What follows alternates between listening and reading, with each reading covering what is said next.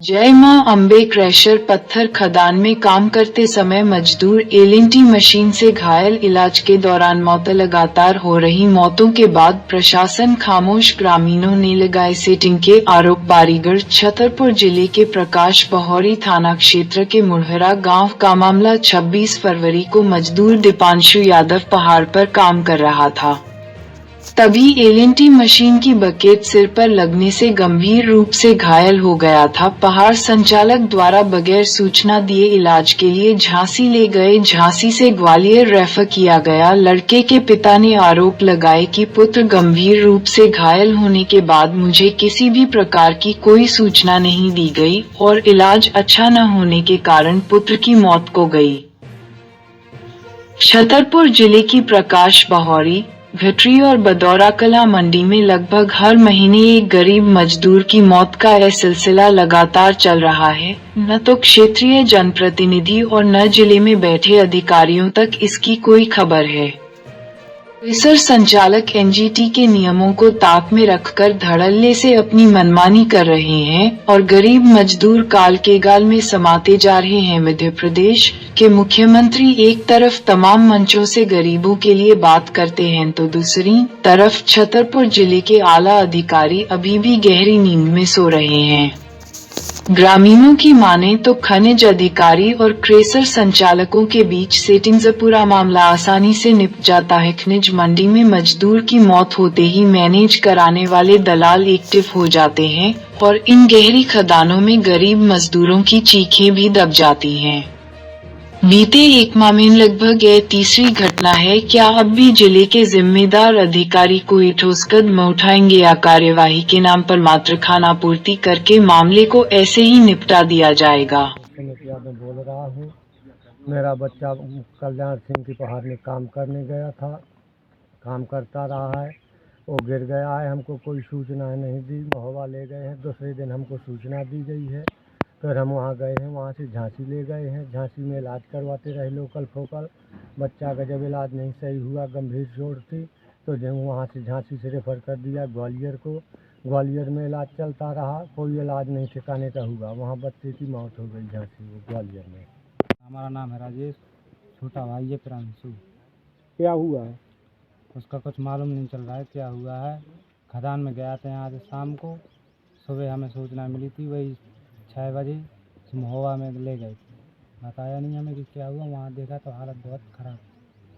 किसी भी प्रकार की कोई सूचना नहीं दी गई आपको? हमें कोई सूचना यहाँ नहीं दी गई है। फिर बाद में बताया जब ले गए थे, फिर हम वहाँ पहुँचे तो देखी तो हालत बहुत ख़राब थी। कितने दिन अस्पताल में एडमिट रहा? महोबा में तो तुरंत रेफ़र कर दिया था झांसी के लिए।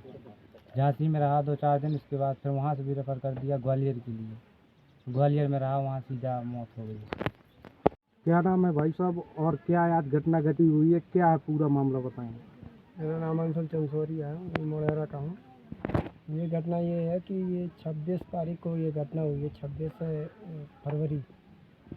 ये जय अम्बे क्रैशर है कल्याण सिंह की, इसमें घटना हुई है। इन लोगों ने क्या किया, जैसी घटना हुई है किसी को जानकारी नहीं दी, ये सीधे लेके गए प्रांशु यादव को लेके यहाँ से निकल गए, गांव से निकल गए। जब गांव से निकलने के बाद इसकी गाड़ी में गए, इसने बताया कि जब साथ में नहीं कोई होगा तो हम आगे नहीं जाएंगे।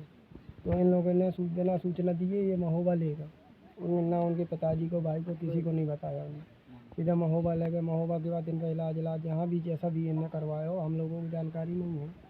इनके इलाज के दौरान इसके बाद कल दिनांक को कल ही ख़त्म हुआ है ना, कल दिनांक को ये ख़त्म हो गया प्रांशु यादव। तो कैसे खत्म हुआ है? ये कुछ लोग बताते हैं एलएनटी की चपेट से है, कुछ लोग कह रहे हैं पहाड़ के पास में पत्थर गिरने से है। और पहाड़ में कोई सुविधाएं नहीं है, जैसे वर्कर काम करते हैं, ना कोई हेलमेट है, ना कहीं कुछ।